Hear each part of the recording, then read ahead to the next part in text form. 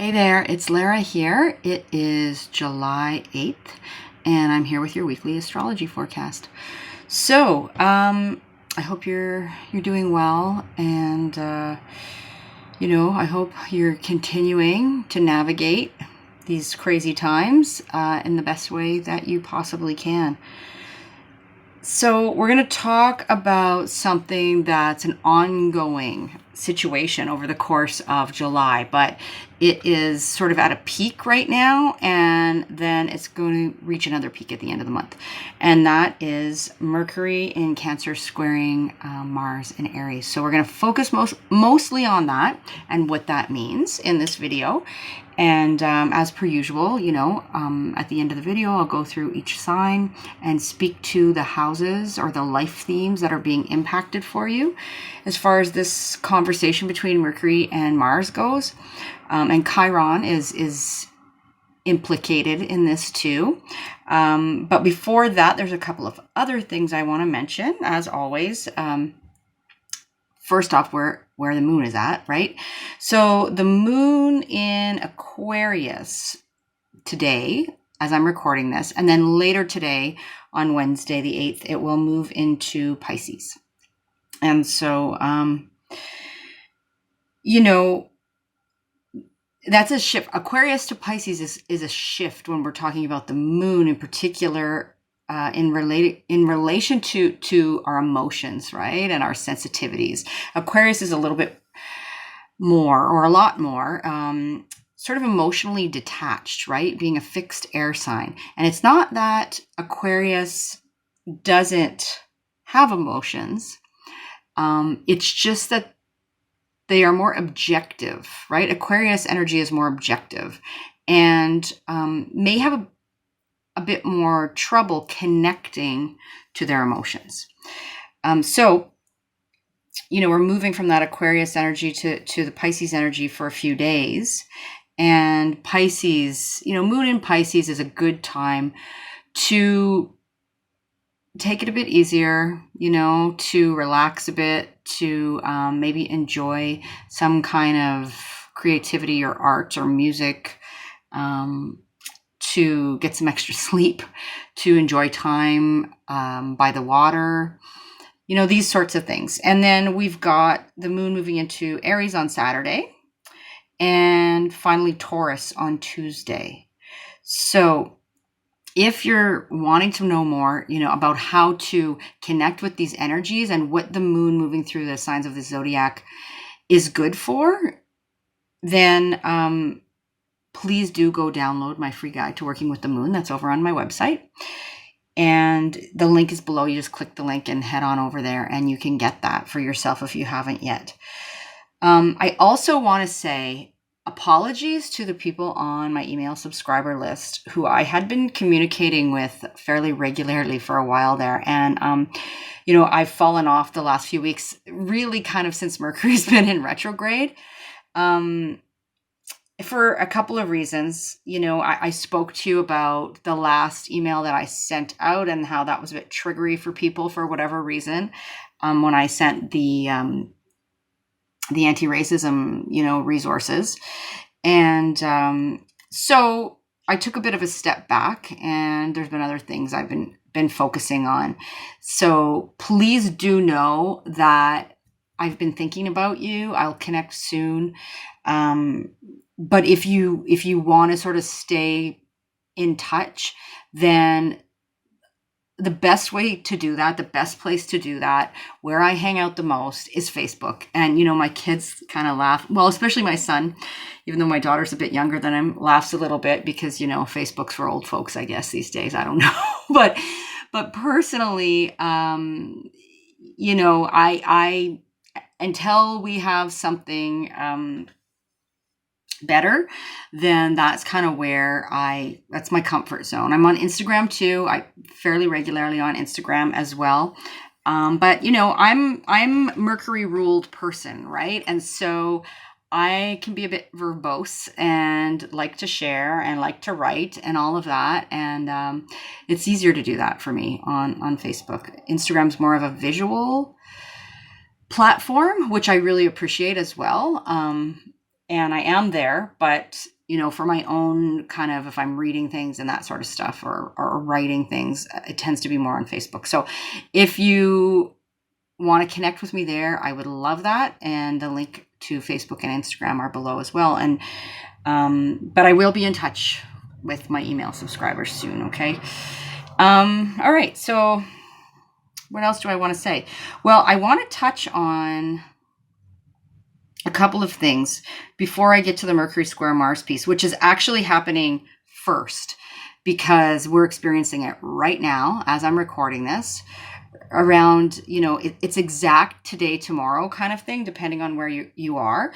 But because Mercury is currently retrograde and going to station direct on the 12th this week, it's going to come back into, it's sort of hanging out, Mercury and Mars are sort of hanging out within orb of each other for most of July, and Chiron is in there too. So I'm going to circle back to that and focus on that. But before that, I already mentioned to you, Mercury is stationing direct on Sunday, the 12th. And that is happening specifically at 5 degrees of Cancer, right? And so when any planet stations, that energy tends to really get amplified for those few days. And so we may find that this Mercury direct, in some ways, like on a personal level, it's been a little more benign than some, even though I am a Mercury ruled person because I'm a Virgo rising. And so, I tend to feel the Mercury retrogrades. So there's been some flub ups, some technology glitches and a few things like that, but overall hasn't been the worst. Now that may be different for some of you if you've really been hit by the Mercury retrograde, and you can let me know in the comments below. I'd be curious about that. But, Mercury will be stationing on Sunday and then moving back through the degrees that it's already traveled through twice, right? So back for the third pass. I'm going to talk more about Mercury when I get to the Mercury-Mars square. So I'll leave that there for now. And the other thing I wanted to just touch on again, because it's really relevant for the entirety of 2020, the theme keeps coming back, right? This theme of Jupiter and Pluto conjuncting each other. And also because there's something that dawned on me that I want to share with you. So you've heard me and, probably other people talk about the fact, other astrologers talk about the fact that Jupiter and Pluto are coming into an exact conjunction 3 times over the course of 2020. And we just had the second of those. Well, we're kind of in the second of those right now because Jupiter and Pluto are still beside each other in Capricorn. And Saturn has rejoined that Capricorn hangout because it's retrograded back into Capricorn. We talked about that last week. But what's happening later this week on the 14th, so next Tuesday really, is that the Sun is coming into opposition with Jupiter and Pluto that are conjunct, right, in Capricorn. So whatever this Jupiter-Pluto thing in Capricorn has been about for you personally, can be amplified or lit up around this time, right? When it's opposing the Sun. And always when we have an opposition, there's this need to kind of strike a balance in some way. So collectively, this may, look like the amplification of issues around power and transformation. That's the Pluto piece, right? Even death, and issues around wealth and justice and that kind of thing, which is the Jupiter piece, right? So those kinds of things may be amplified out in the collective. And I'm going to refer you back, like I've done videos on Jupiter-Pluto conjunction, so I'm not going to belabor that here, but I did share an article in one of the videos a couple of weeks ago. I posted a link to an article by an astrologer named Rachel Lang, and I find that her article on the conjunction of Jupiter and Pluto is pretty good. It's quite good. So I'm going to share that with you again if you want to have a look at it. I'll post it in the, I'll post it below the video here, the link to it. But I just want to draw your attention to the fact that in mythology, right, when we're considering the mythology, Pluto and Jupiter are polar opposites. Jupiter, god of the sky, king of the gods. Pluto, lord of the underworld, right? The above and the below, the light and the shadow, these sorts of things. So this is very different energy, opposing energy. But at the same time, in some ways, and just hear me out, it's also kind of complementary energy in a sense that there always has to be, yin with the yang, right? It's like the light and the shadow, they don't exist on their own. There has to be both. Otherwise, we wouldn't know. Like, we wouldn't know pleasure if we didn't know pain, right? And vice versa, this sort of thing. So we need to kind of reconcile those two opposites in some way. That's part of this, as I see it, that's part of this conversation between Jupiter and Pluto, and this ongoing conversation over the course of this year, right? We're really being called collectively, but also in our personal lives, particularly where Capricorn sits for us, which I've covered many times before, what house Capricorn is in your chart. That's where Pluto and Jupiter are conjuncting, and all of the stuff, the big stuff that's been going on over the last couple of years in Capricorn. But we're being called to sort of blend these energies, right? To work with them in tandem. And that's not easy. This is big energy. So the other thing about Jupiter Pluto is it's like small things can become a big deal. And big things can be transformed by small things, right? And there's many examples of that that I can think of right off the top of my head. Maybe I'll write about some of that on Facebook. But, I'll just leave you with that statement to ponder. But one of the things that I wanted to mention to you, so I was listening to Chris Brennan's Astrology podcast. And if you've never heard of the Astrology podcast, I encourage you to check it out if you're sort of an astro geek kind of thing, if you're really curious and want to learn more, because there is some really, really good conversation that goes on. He has some great guests. I'm admittedly going to say that at first, he's been doing this podcast for a long time. And at first, I had a hard time connecting with it because Chris has a certain sort of demeanor and a dry sort of sense of humor in that. And I had a bit of a difficult time connecting with it. But then the more I started to listen, and then he has other guests on, and he usually does the podcast, the monthly podcast anyways, in terms of the forecast with two other astrologers, Austin Coppock and Kelly Surtees. And, I like their dynamic anyways, and he's had, he just has some great guests on, and it is high quality content for free. So I suggest that you check that out if you're wanting to, and maybe I'll put a link to that below as well for you. But anyway, my point I'm trying to make here is that I was listening to the July forecast, and I'm not even all the way through it, but Austin Coppock made this statement, and that just kind of stopped me in my tracks. And I was like, yeah, that is totally it. So I wanted to share it with you.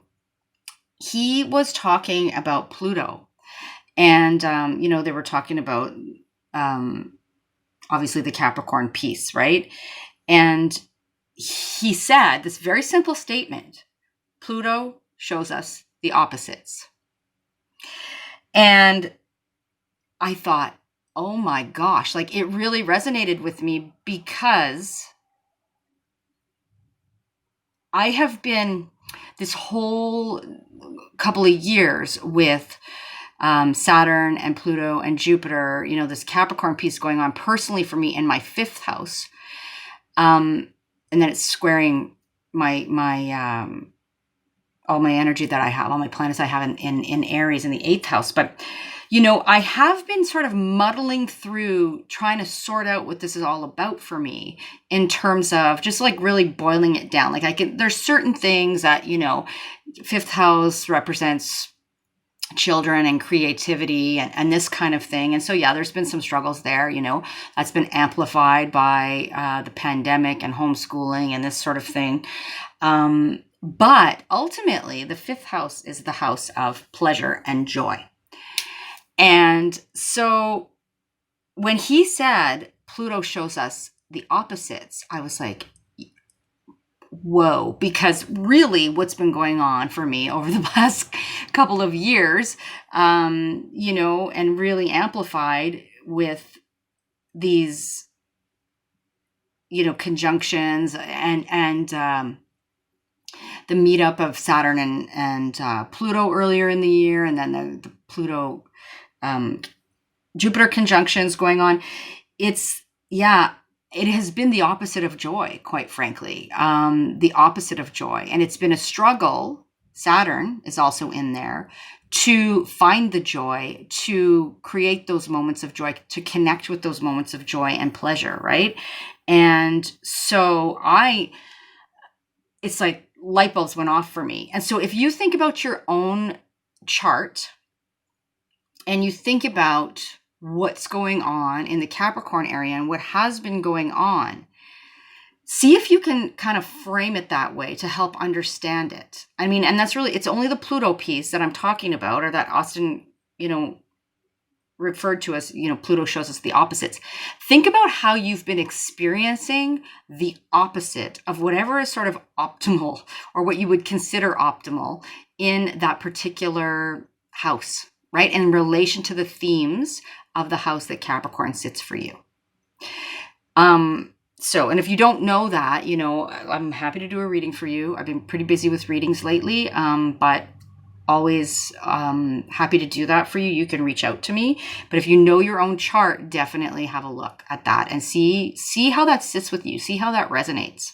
And if that allows you to have any sort of aha moments yourself. So I wanted to share that with you. Okay, so now I'm going to show you the chart, and then we're going to dive deeper into the Mercury-Mars square. So here's the chart for today, actually, which is July 8th, 2020. And here we've got, well, first of all, I'll show you the piece. There's the sun coming into opposition with Pluto and Jupiter that are in conjunction right now. Asteroid Pallas is there too, but I didn't put her on this chart, right? In Capricorn. And then there's Saturn that's retrograded back into Capricorn and will remain there for most of the rest of the year.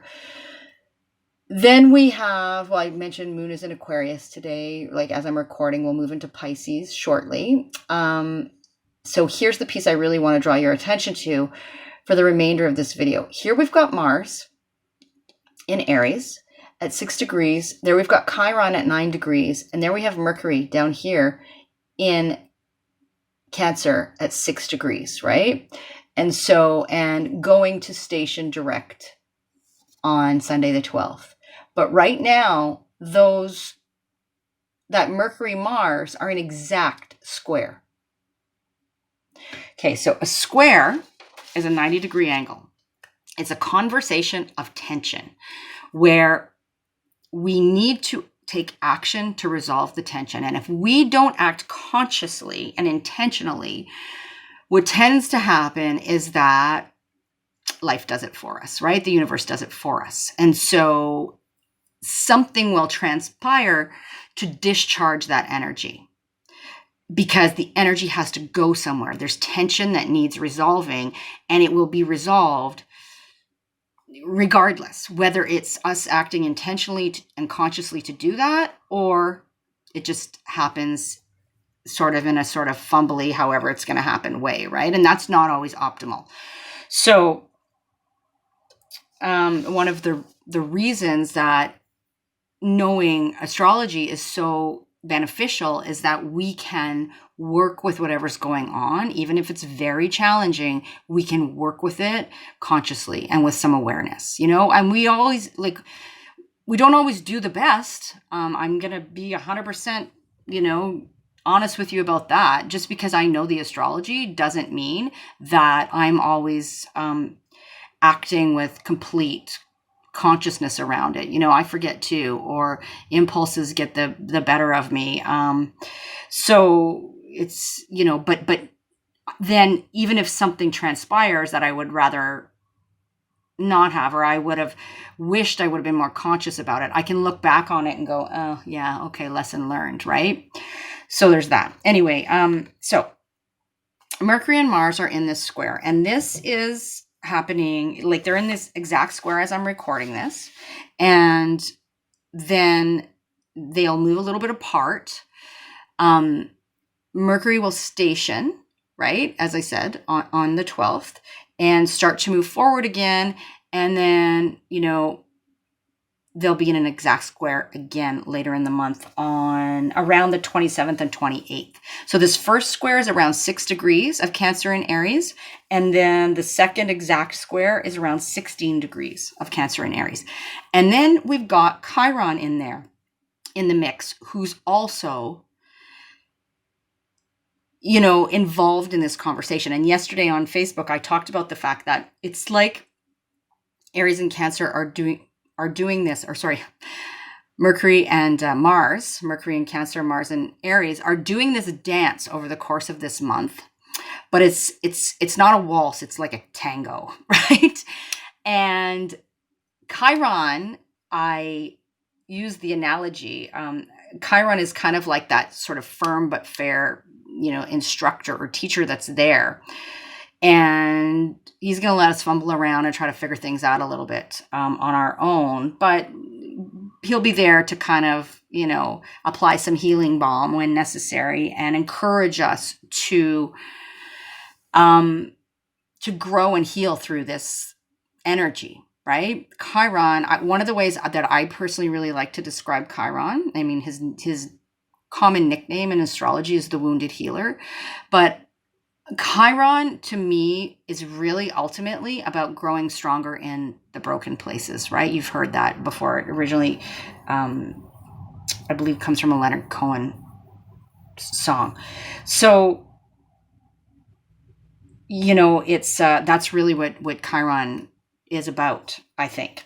So I just want to talk to you a little bit about Mars and Mercury as archetypes, as what does this energy, mean? So Mercury is the planet that rules our communications. It rules things like communications, commerce, the exchange of messages and information, and the exchange of like goods and services, right? Also, it's about mobility. Mercury is a bit of a shapeshifter. Mercury is the one planet that we don't really assign gender to. It's this, in some ways neutral, right? It is a master. Mercury in mythology was a master of the in-between, right? The in-between, the liminal sort of places and states. And Mercury was known as the psychopomp. And what does that mean? Well, a psychopomp is something that, or someone, some entity that is able to move between the worlds. That the psychopomp is the guide of souls, right? When a person passes from this earthly realm, Mercury, also known as Hermes, also known as Thoth in ancient Egypt, was the guide of souls, the one who guided the soul to the heavens, right? And Mercury could move between the worlds, the underworld, the earthly realm and the heavens. And so there is this idea with Mercury of marrying, marrying the world sort of thing. So, and there is an understanding with Mercury that the two worlds of heaven and earth, right, they they are reflective of each other, if you will. It's this idea of as above, so below, right? That edict comes from Hermes or Mercury. So that is, that's Mercury. That's the energy of Mercury. And then Mars, god of war, right? Mars was known as the god of war. And so it's this warrior-like energy. It's an energy that that cuts, that destabilizes, that inflames, that irritates. It's an energy that initiates, that pioneers. It's like very much about taking action, but not taking action based on thought, but taking action based on instinct, right? There's not really any thinking before acting when it comes to Mars. And Mars desires and then chases those desires as well, right? Goes after those desires. It's a very primal energy, and it is reflective of our animal instincts. The Mars, part of us is really where Mars sits in our chart tends to be where we really exercise this sort of instinctual energy. And it's connected very much to survival instincts, right?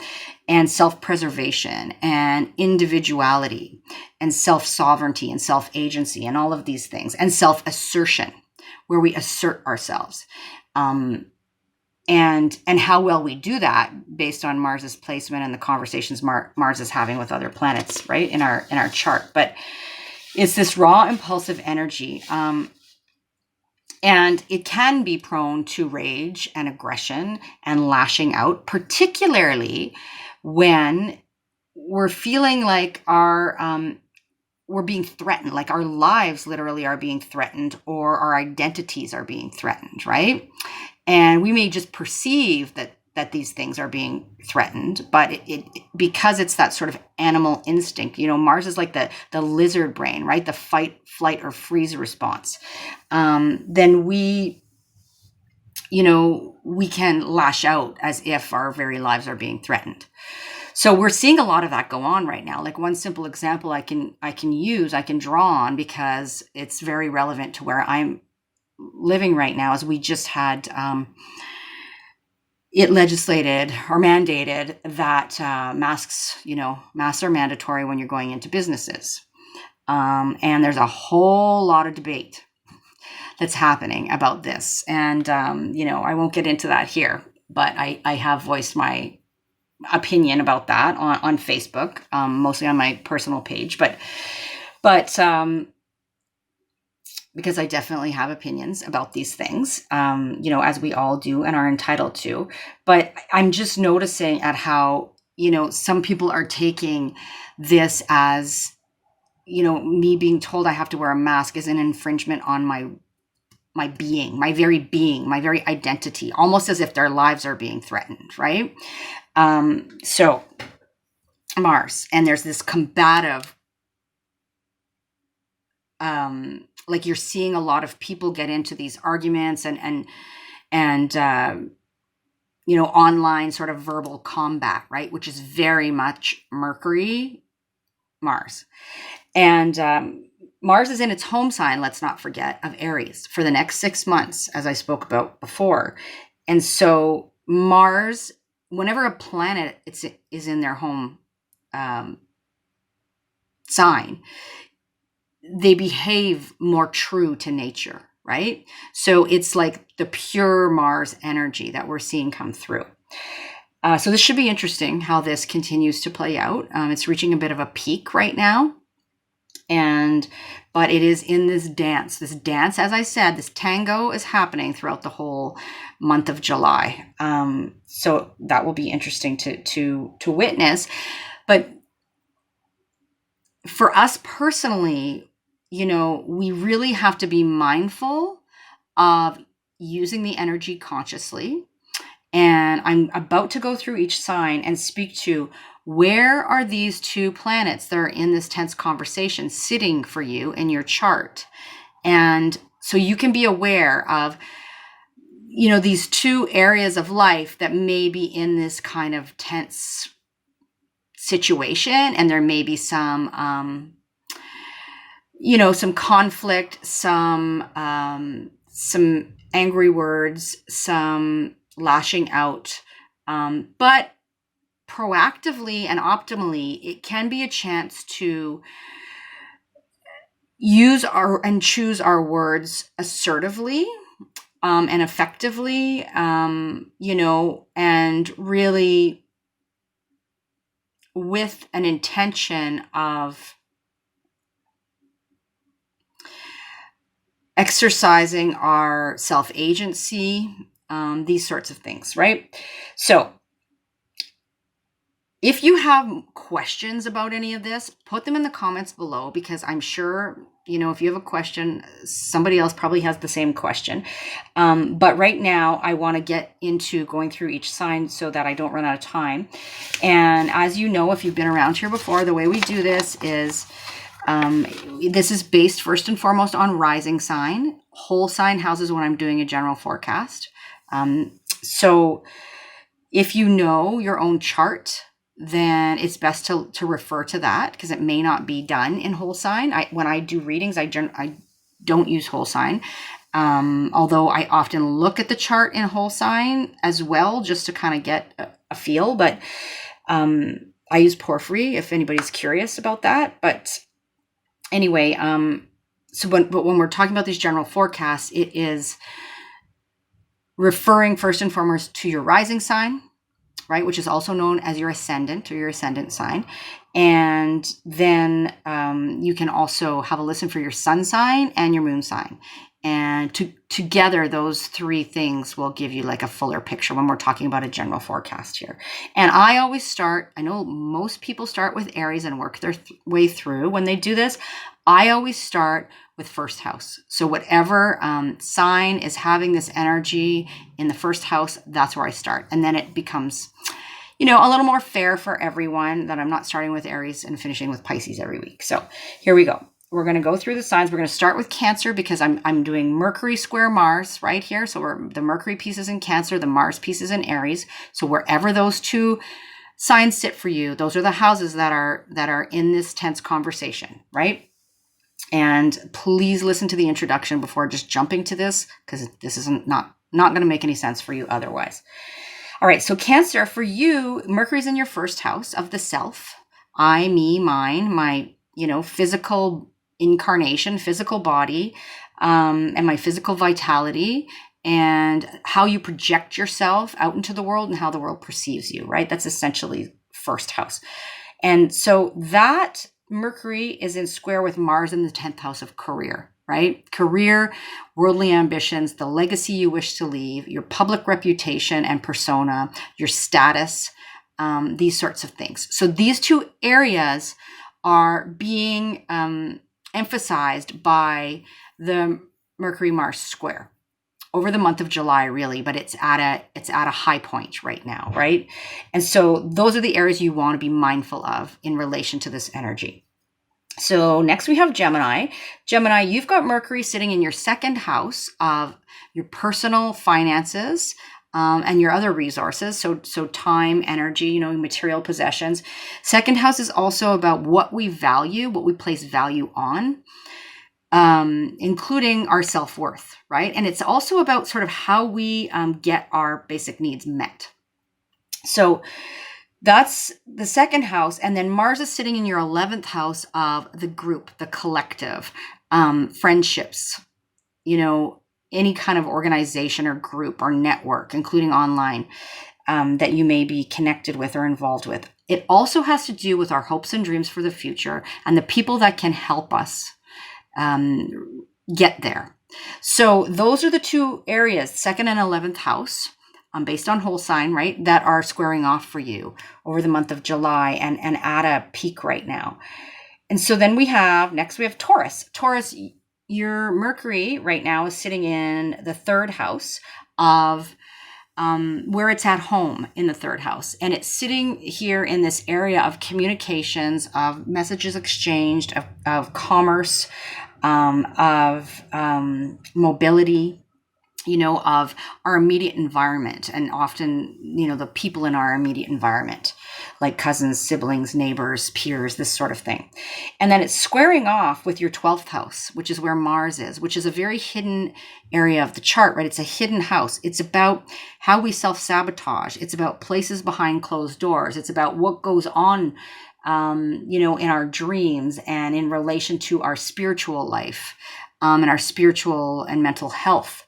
And so, there can be, these two areas are being triggered, and they are in tension over the course of July. So those are the things the areas that you really need to be mindful of and work with sort of consciously and proactively with those energies of Mercury and Mars.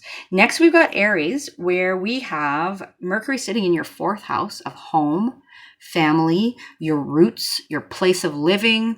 Can involve real estate. It can involve, usually like mother figures, when we're talking about parental figures, nurturing female figures. It's a sense of tribe, right? This the 4th house, homeland, these sorts of things. And then it's squaring this Mars energy in your 1st house of self, which is your home house. Aries is at home in the 1st house, right? So it's this amplified Mars energy of instinct and drive and passion and desire, and potentially, rage and anger and lashing out, and it can be these survival instincts that kick in as well. Because you may feel very much like your very identity is being challenged in some way. And so those are the areas that you want to be mindful of and paying attention over this Mercury-Mars square in July, Aries. Next, we've got Pisces. So Pisces for you, Mercury sitting in your 5th house of creative self-expression, of children, of what sparks joy for you and what brings you pleasure, right? And then that's squaring off to the Mars piece in Aries in your 2nd house of finances, your personal finances and other resources like time and energy, and your sort of how you get your needs met, how you use your skills and talents to get your needs met. Usually that's through making money. It's about what you place value on and what you place worth on, including yourself, how you value yourself, right? And so these two energies of Mars and Mercury are in square in those two houses. And so that's the area of tension that needs to be resolved and optimally done in a sort of a more conscious way, right? Next, we've got Aquarius, where we've got Mercury sitting in your 6th house of health and wellness and the daily grind, and your daily routines and the things that, you're checking off the ticky boxes kind of thing, and how you are in service, to others. So for you, the Mercury energy is squaring and in tension with 3rd house themes, right? Which is where Mars is sitting, of your immediate environment and the people in it. Your communications, all things communications, of mobility and issues around that, and of potentially of commerce as well, right? So goods and services exchange. So for you, Aquarius, this is where the tension's at, and this is what you're being asked to resolve, in a proactive sort of way. So next we've got Capricorn. Capricorn, for you, Mercury sitting in your 7th house of your significant relationships, one-to-one relationships, and contracts and agreements as well. And then Mars is in your 4th house of home, family, real estate, place of living, your roots, female figures, that sort of thing. And these two areas are in tension. They are squaring off. And this tension, something's got to give. And the best way to resolve the tension is to do so proactively and consciously, right? So that's for you, Capricorn. Next, we've got Sagittarius. Sag, for you, the Mercury energy is in your 8th house of your entanglement with other people. How like those areas of life where we're a bit more vulnerable, our intimate connections. In a practical sense, this has to do with other people's money and other people's resources.